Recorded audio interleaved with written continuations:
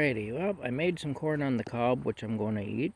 And right now I'm boiling potatoes and wax beans in the same water. It's the same water from last night that I boiled the corn on the cob that I ate last night in. I'm getting I'm getting as much use out of that water as I can. You know, water is kind of a precious thing around here, so I'm recycling it. There it is. There's my beans and potatoes. Oh, that's hot. That's very hot on the hands, it is. I'm going to turn the heat down quite a bit. We don't need the heat up like that. I have to watch the flame so it doesn't go out. Okay, good enough. Anyway, I'll take that lid right off is what I'll do. There we go. Okay, there we go. Alrighty. Anyway, Rocky's inside on his pillow again, having a rest. He was outside for a while. He still hasn't pooped, but I'm cautiously optimistic. I'm not giving up on him yet. There's still some chance that he will. You know, I really hope he does. But what I'm going to talk about today is a situation. This is a situation that's going on worldwide in different ways. I know, with governments passing unfair and unjust laws and so on, you know. And in Canada now it's really bad. Our government right now is getting ready to push through a anti-hate law. And of course, hate and anti-misinformation. And hatred and misinformation will be whatever they decide it is. You know, I mean, so basically it's an anti-free speech law is what it is. And I can tell you personally, I'm at the point where I'm looking forward to going to prison for breaking these laws. And I'll explain why. Basically, I want it to be known that I have no intention of obeying unjust laws. And I have no intention of being obedient to these evil men, you know, and these evil women too, because we also have a bunch of evil women in there, you know, who are doing this stuff. And it's kind of funny, but at least since the mid-90s, I don't know exactly when they did this, but at least as far back as the mid-90s, I found myself on a list, a federal government list, of what they call suspicious persons. It's called the Suspicious Persons List. And what it is, really, is it's a list of people who are considered domestic terrorists. Well, I may start living up to that reputation if they want to keep pushing, you know, because I'm not giving in. You know, the laws that they're pushing right now would require me not to be myself anymore in order to obey them. Basically, who I am is unacceptable to them. And so they want me either to die or to change, preferably to die, I think. But, you know, basically it's like this. They've been taken and taken and taken from us. They tell us that the time is coming when we will own nothing and be happy about it. Well, they plan to thin our numbers out quite a bit too, so it'll just be the ones they let live who will own nothing and be happy, apparently. And the reason they're doing that, though, the reason they're going to thin the numbers out isn't for the environment, like they're saying. It isn't to save the planet. It's because they want fewer people around that would be a threat to them, because they know we're not going to be happy, we're not going to be motivated, and we're going to rebel if there's enough of us. In order to keep us under their thumbs and terrorize us, then the numbers have to be more equal between us and them, and they have to possess all the weapons. They have to have all the firepower. You know, like, basically, if you and I get into a fight, and I have a gun and you don't, I'm going to win the fight, and you're going to die. If it's the opposite, well, then you're going to win the fight and I'm going to die. So we're the same number. There's one of me and one of you. But if one of us has a firearm, you know, that's the one who's going to win. And the government wants to be the one that has the firearm. They want to be the one that has all the resources so that they can win every battle. Now, if you and I get into a fight and one of us has a firearm but the other one has 100,000 people behind us, then chances are the one with the firearm is going to do some damage, but they're going to lose ultimately. And this is the reason they need to thin our numbers out. They need to make it so that they have the firearm and so that there aren't very many of us to go against them. And, because they know we're not going to be happy. We will own nothing, but we will not be happy.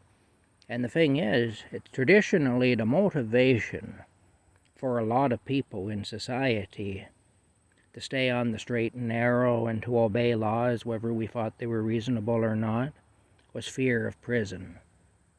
And, fear of everything that goes with being sent to prison, which is oftentimes the loss of your home, the loss of your relationship, the loss of your job, the loss of your children.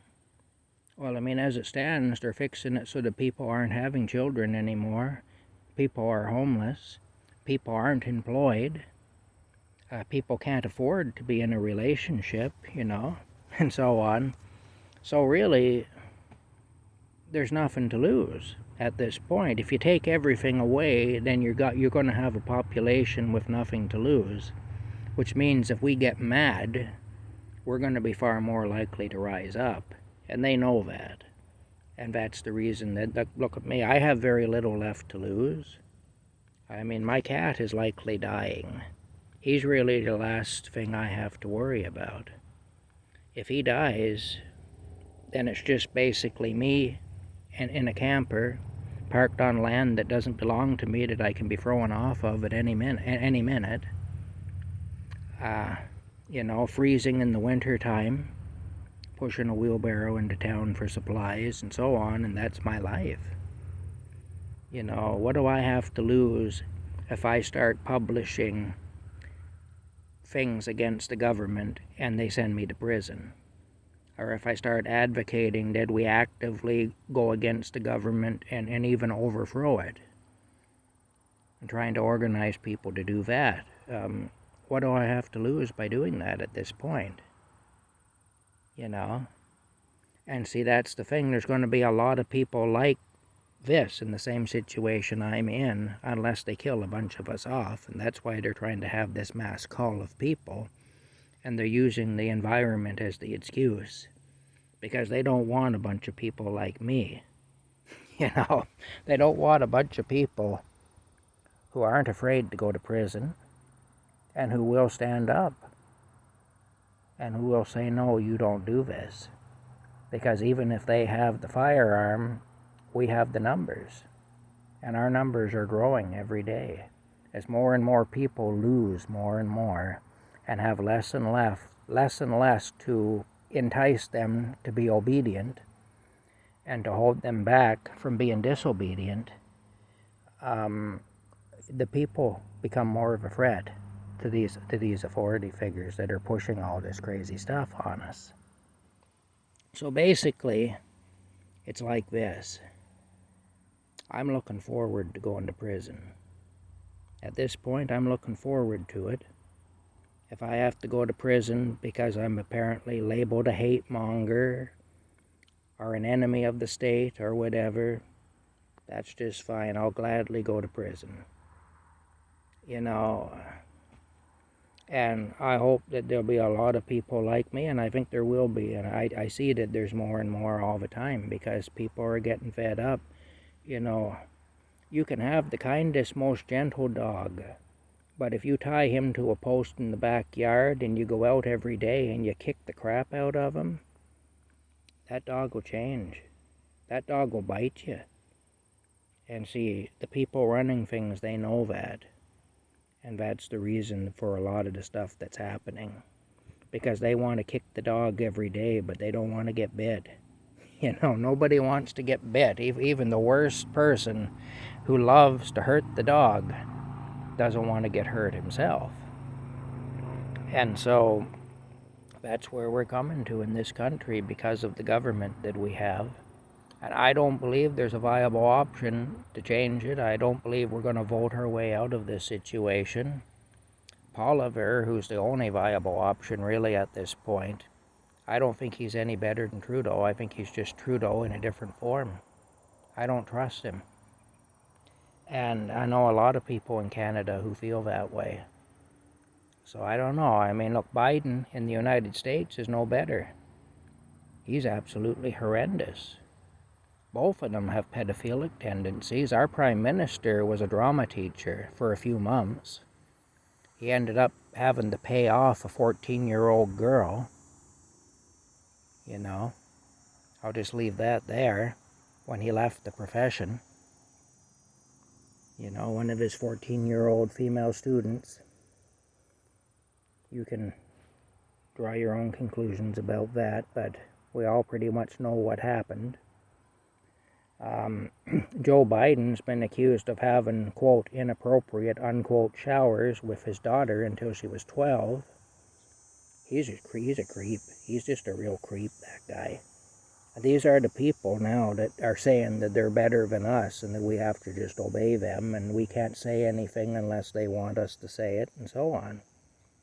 You know, and they're trying to phase God out of everything, you know, because they want to replace him. They don't like the competition. They know they can't compete with God. What's some wizened up old pedophile got, you know, that he can compete with God with? You know, they got to get rid of God, and they got to get rid of those of us who believe in God, and they got to get rid of those of us who believe in the free will that God has given us. Who are they to override the will of God? He gave us free will. Who are they to take it away? You know, so like I say, prison isn't looking that bad. It really isn't. I mean, and I'm prepared to be defiant. And I'm not going to be frightened off by the prospect of prison. I'm really not. They're not going to scare me with that. You know, and I hope that there's a lot more of us out here who will also won't be scared off by that. And the fact is, if there's enough of us, well, they're not going to have enough prison space to hold us all because there's a lot more of us than there are of them, at least for the time being. But we need to stop cooperating in things that will result in our own demise. We need to stop going along with things that are designed to hurt us and to kill us. We need to start being defiant, regardless of what fears we may have of punishment and so on. Anyway, that's all I've got to say about that. This isn't a very positive video, I know that. But the situation is not positive. What we're dealing with now is anything but positive. We're dealing with negative people who are serving negative spiritual forces. You know, the Bible says we fight not against flesh and blood, but against principalities and wickedness in high places. Spiritual principalities and wickedness in high places. And that's what we're seeing now. That's what we're seeing. You know. But we gotta fight. We can't just allow wickedness to prevail. We have to fight it at every turn. You know, even if we end up becoming casualties ourselves, we're going to become casualties anyway. If we allow it to continue, we're still going to become casualties.